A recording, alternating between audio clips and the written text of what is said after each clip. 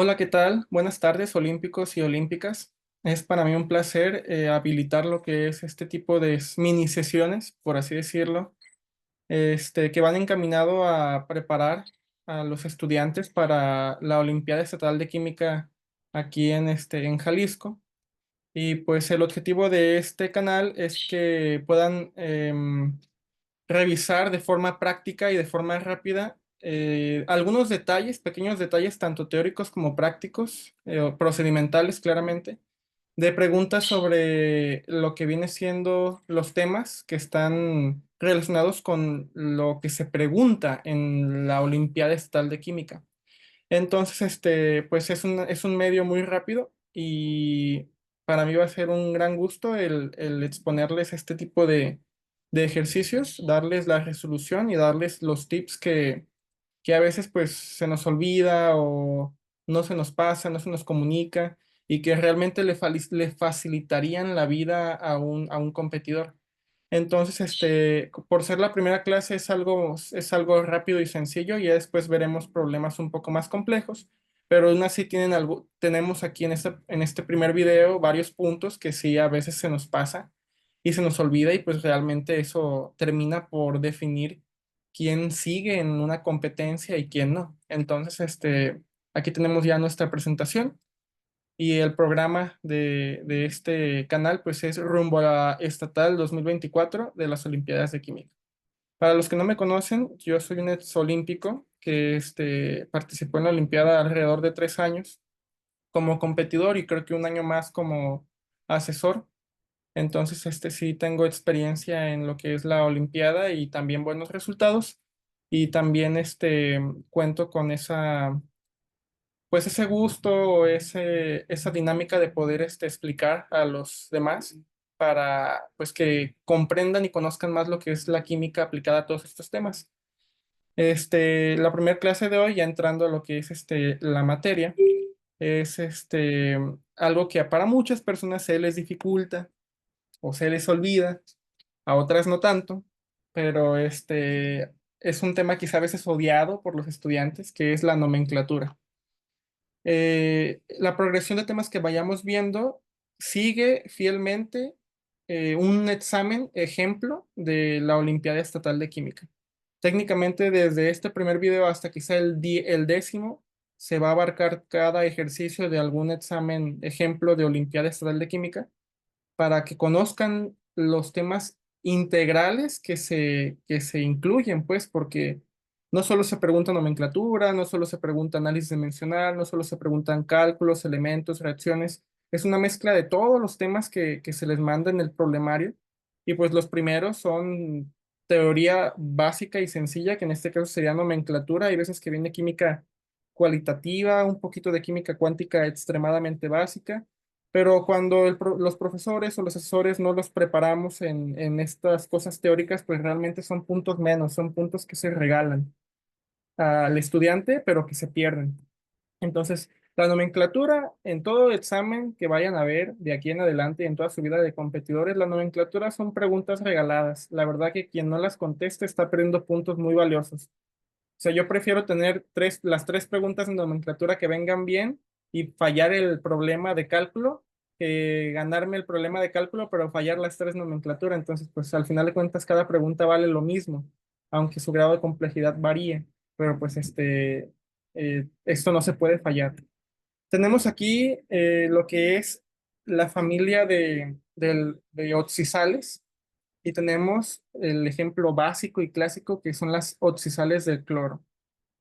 Del cloro tiene dos principales tipos de sales que son los cloruros y también las oxisales, que en este caso son hipoclorito, clorito, clorato y perclorato. En cuestión de nomenclatura es padre nuestro de cada día que toda la familia del cloro, excepto el flúor, que sea cloro, yodo y bromo, tienen las mismas terminaciones y los mismos prefijos. Hay hipoclorato como hay hipoyodito o hipobromito. Hay clorito como hay bromito y hay yodito. Hay yodato, clorato y no me acuerdo si bromato hay, creo que sí.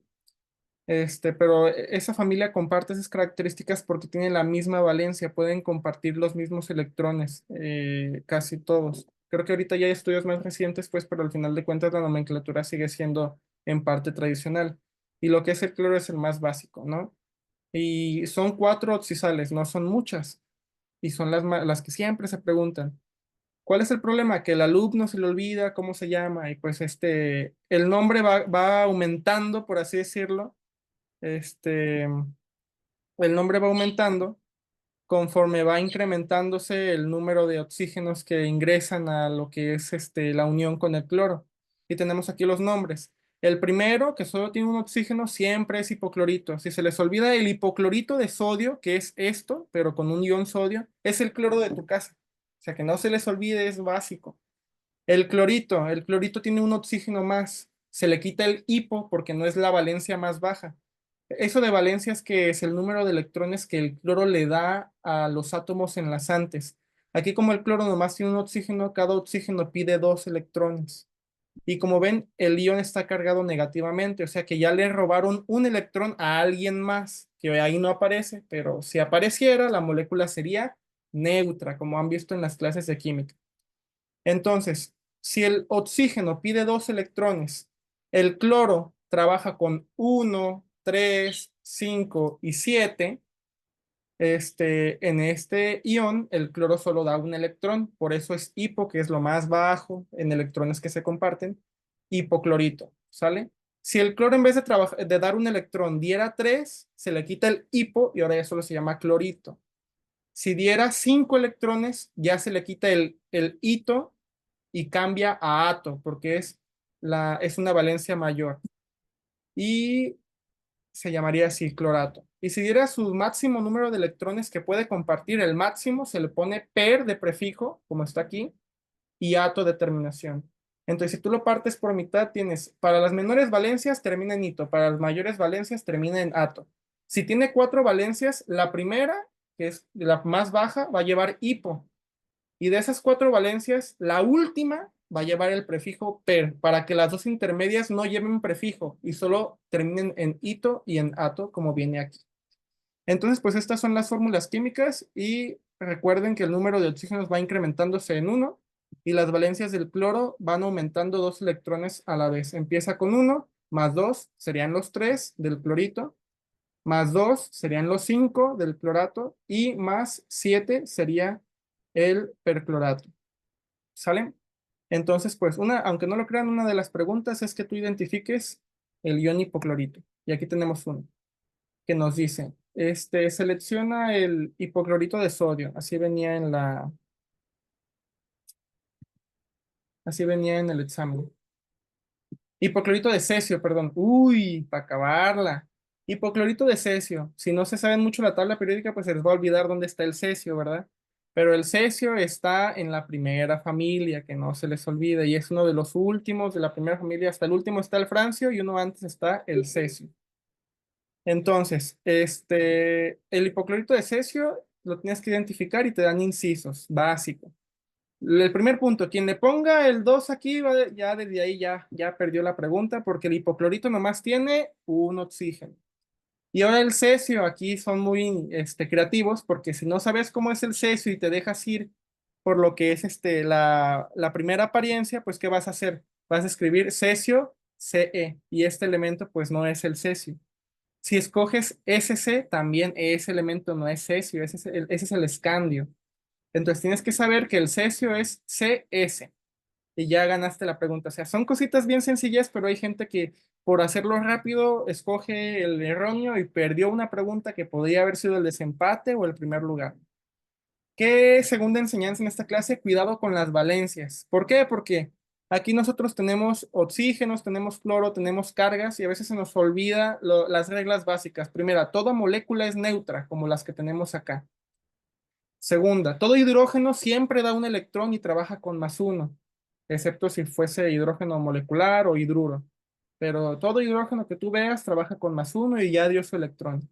Todo oxígeno que veas siempre pide dos electrones, siempre, a menos que sea oxígeno molecular que trabaja con cero, que es oxígeno enlazado a oxígeno. Entonces, mi enseñanza ahorita por ustedes es cuidado con las valencias. Pónganse mucho ojo, grábenselas porque es de diario, o sea, esto no cambia, siempre va a ser lo mismo. Otra de las preguntas de un examen pues sería, identifica el dicromato de potasio. Y en primera, ¿qué es el dicromato? No, hombre, pues sabes, sé que tiene cromo, pero no sé, cromato, oxisal, como el clorato, tiene que tener cromo y tiene que tener oxígeno. Y potasio, pues ya solo recuerda que el potasio, que su elemento es la letra K. Entonces ahí ya tienes tres datos, ¿no? De las sales de cromato, dos de las más populares serían el cromato como tal y el dicromato, ¿sale? El cromo puede trabajar con valencia 3 más 3 y también puede trabajar con valencia 6. Puede dar hasta 6 electrones o 3 electrones. Y hay dos sales principales, que es el cromato, tal cual, en el que se enlaza con 4 oxígenos y el cromo ahí da 6 electrones. ¿Cómo sé que da 6 electrones? Bueno, este cromato tiene carga de -2. Eso significa que otro átomo que estuvo ahí ya le dio 2 electrones, pero no lo escribieron. Podría haber sido sodio, 2 sodios o 2 potasios o 2 hidrógenos. Entonces, recuerdo, cada oxígeno pide 2 electrones. 4 por 2, 8 electrones que deberían de darle, ¿sale? Dos de esos electrones ya se los dio otro átomo que no se está escribiendo. ¿Cuántos quedan? 6 electrones. Esos 6 electrones tienen que venir del elemento que esté escrito ahí, o sea, cromo. El cromo aquí trabaja con +6. Pero el cromo, molecularmente hablando, puede acoplarse, puede tener un rearreglo distinto para combinar más elementos y trabajar con la misma valencia. El azufre también tiene esa peculiaridad de puede trabajar con la misma valencia. O creo que no, disculpen. Pero el punto es que el azufre también puede unirse con más átomos múltiplos o quizá no múltiplos para hacer una molécula más grande y tener otro nombre, ¿sí?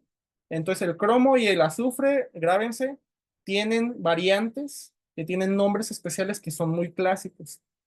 En este caso tenemos el cromato y el dicromato. ¿Cómo sé que es dicromato? Porque tiene dos cromos. Pero en vez de duplicarse el oxígeno, que sea oxígeno 8, cambia, es oxígeno 7. ¿Sale? Y por ejemplo, en el caso del azufre sí pasa doble. De tener un azufre se hacen dos y de tener tres oxígenos se hacen seis. Pero en el cromo, de tener cuatro pasa a 7. ¿Sale?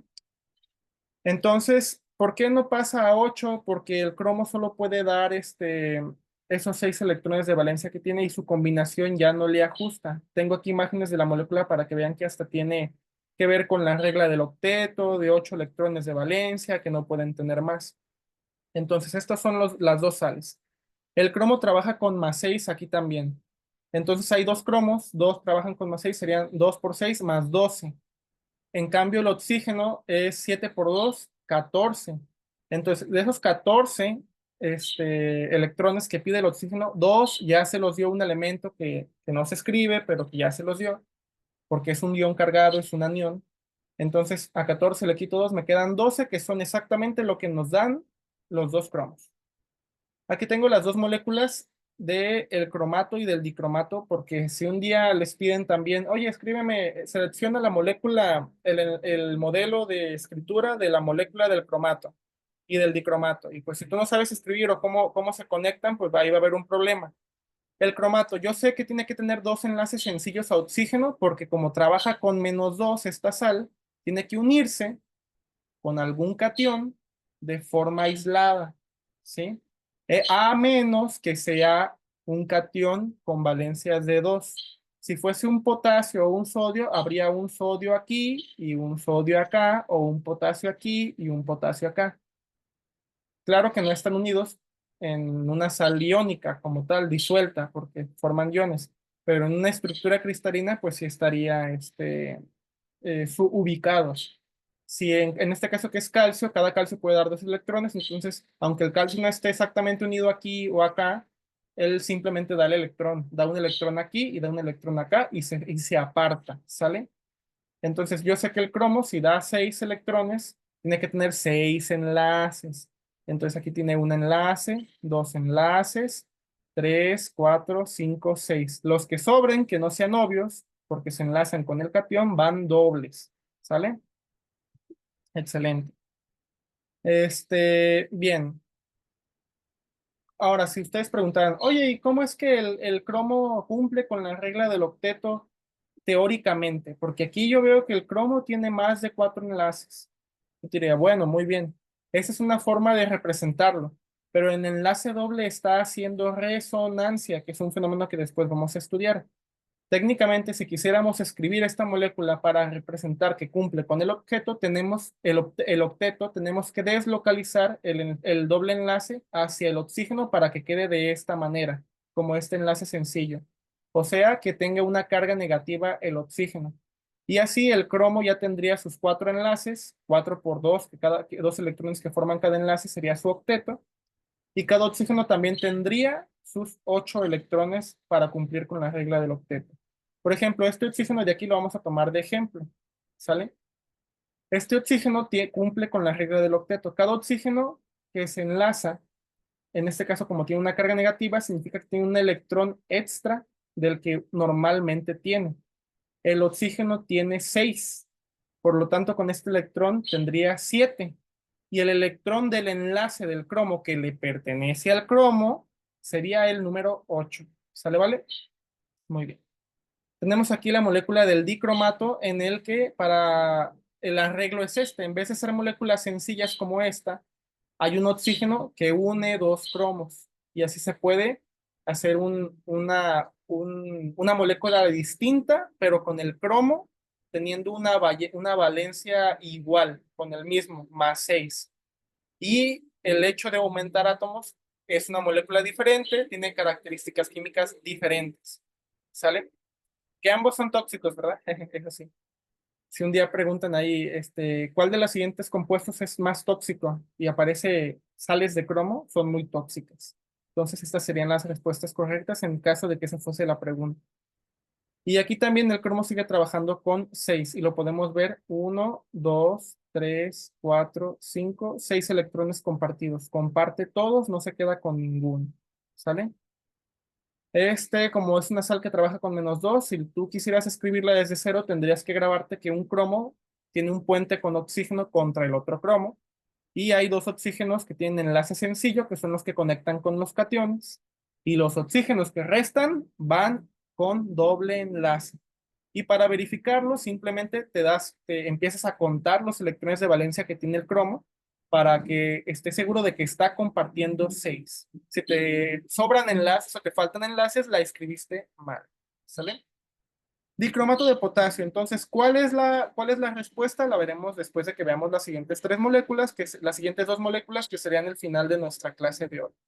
Tiosulfato de sodio, otro compuesto que a veces se les olvida a los estudiantes, pero que es clásico y básico y hasta en carreras técnicas como en las de la Escuela Politécnica, lo utilizan de reactivo en el laboratorio y se les olvida la fórmula. Entonces, tenemos aquí los iones, ¿sale? Tenemos el tiosulfato y el tetrationato. Así como les dije, el azufre también puede formar moléculas más grandes.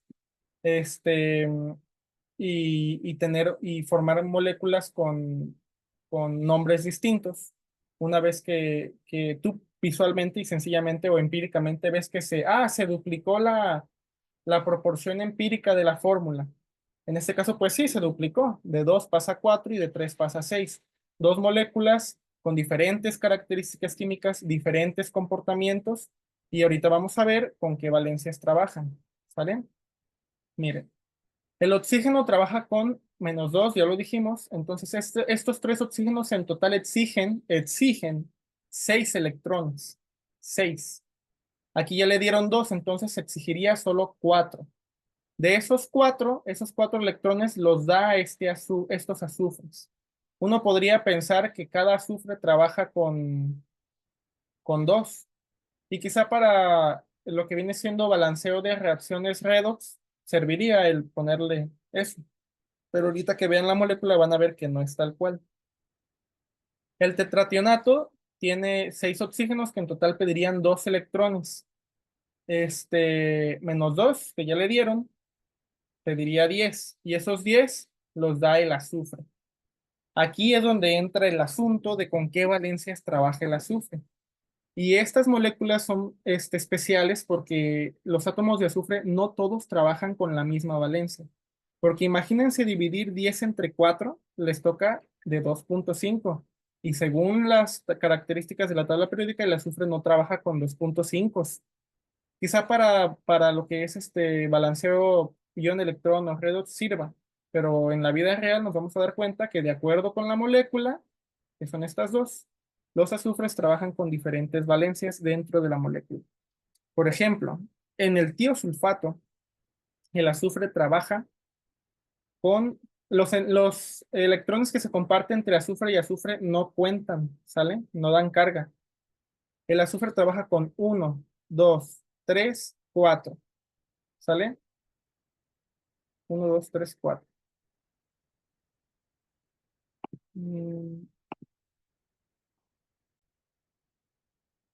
Como trabaja con 4, tú te podrías dar cuenta que este otro, que ahí ya se completó la carga, porque quedábamos que este oxígeno recibía 4 electrones de los azufres. Pero cuando tú ves la molécula te das cuenta que solo un azufre es el que da los 4 electrones y el otro azufre tiene carga cero. ¿Por qué? Porque no está dando electrones a otros que tengan electronegatividad diferente, electroatracción. De hecho, les dije que entre enlaces, este enlace cuenta cero, no da y no quita carga. ¿Sale? Entonces aquí tenemos que un azufre trabaja con cero y el otro trabaja con 4. ¡Wow! El tetrationato. Caso parecido. Entre estos dos azufres la carga es cero. Entre estos dos azufres la carga es cero. Entre estos dos azufres la carga es cero. Tenemos dos azufres que trabajan con carga cero, pero también tenemos los otros dos azufres de las esquinas que trabajan con uno, 2, 3, 4, 5. Uno, 2, 3, 4, 5. Trabajan con más 5 estos dos azufres. ¿Sale? Y ahí salen los 10 electrones que buscábamos. Bien, entonces, estas moléculas, les digo, representan, son íconos en lo que es la química analítica clásica. Entonces, las suelen preguntar y precisamente como los alumnos no se las suelen grabar o no se las suelen identificar de forma familiar, por eso se les olvida.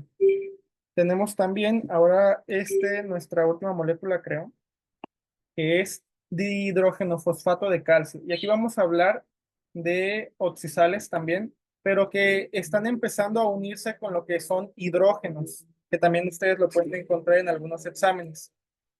Por ejemplo, aquí tenemos las sales, como la pregunta es dihidrógeno-fosfato, vamos a hablar de las sales de fosfato. Tenemos sales de fosfato puro, en donde el fosfato trabaja con -3 y que surge del ácido fosfórico, que seguramente ya lo han escuchado. También tenemos el hidrógeno fosfato, que es el mismo fosfato, pero el cual tiene un hidrógeno. El hidrógeno jamás molecularmente en este tipo de sales se va a unir con el fósforo, no. Todo hidrógeno que aparezca ahí se une con oxígeno por fenómenos de puente de hidrógeno, fenómenos de acidez y más, porque pues viene del ácido fosfórico todo esto. Entonces, para poder disociarse el hidrógeno en medio ácido, tiene que romperse el enlace oxígeno-hidrógeno. Y obviamente, pues un enlace fósforo-hidrógeno, pues no es ionizable del mismo modo que un oxígeno-hidrógeno. ¿Por qué? Por la electronegatividad, los valores de electronegatividad. Entonces, si un día quisieras tú escribir esta molécula de cero, así como un diagrama como estos, el primer punto que tendrías que tener en tu mente es de que si hay hidrógenos en oxisales, se unen con oxígenos, no con el átomo central, que sería el fósforo. Entonces el hidrógeno fosfato tiene un hidrógeno y el dihidrógeno fosfato tiene dos hidrógenos. Cada hidrógeno, como da un electrón, empieza a restar carga, por eso va -3, 2 menos, -1. ¿Sale? Si tuviera un hidrógeno extra, ya tendríamos la molécula del ácido fosfórico. ¿Cómo son sus estructuras? Esta imagen es la estructura del fosfato, en donde el fósforo trabaja con +5. 1, 2, 3, 4, 5. Y aquí están los tres electrones de carga. El electrón extra, la carga negativa extra, la dio un catión que no se escribe. ¿Sale? Regla del octeto. ¿Cómo se podría demostrar que esta molécula cumple con el octeto? Deslocalizando este enlace doble en el oxígeno para que quede igualito que estos. ¿Va? Bien. Tenemos aquí la molécula del hidrógeno fosfato. Tenemos el mismo cuerpo del fosfato, pero como les dije, un hidrógeno se pegó aquí. ¿Sale? Y los otros oxígenos que estaban sueltos, pues tienen ahí su cubierta por lo que son los cationes. Y por último, el dihidrógeno fosfato tiene dos hidrógenos que se unieron a estos dos oxígenos y un cation extra, que es el que queda acá. Entonces, esta molécula tiene una estructura más sencilla, fácil de explicar y al momento de escribirla o de identificarla, más fácil de recordar, recordando que el hidrógeno no se une directamente al átomo central, se une a los oxígenos porque como todo salió del ácido fosfórico, para que el ácido fosfórico suelte esos hidrógenos al medio, tiene que disociar el enlace entre oxígeno e hidrógeno que se une directamente a los oxígenos. El valor de electronegatividad del fósforo con el hidrógeno, en tal caso de que se unieran directamente, no tiene la característica de ser ionizable porque se comportaría más covalente, ya que el hidrógeno tiene un valor de electronegatividad que se los dejo de tarea, muy cercano al valor de electronegatividad del fósforo que se los dejo de tarea, para que también chequen cómo se clasifican los enlaces de acuerdo a sus valores de electronegatividad. Se hace una resta y dependiendo de esa resta, el resultado te va a clasificar el enlace como iónico, covalente o covalente polar. Por hoy es todo. Muchas gracias por estar presentes. Espero que les sirva mucho. Si tienen dudas, pueden ponerlas en comentarios o mandarme mensaje para los que ya tienen mi contacto. Y si no, me pueden contactar por el mismo panel de comentarios. Muchas gracias y pues que pasen un buen día.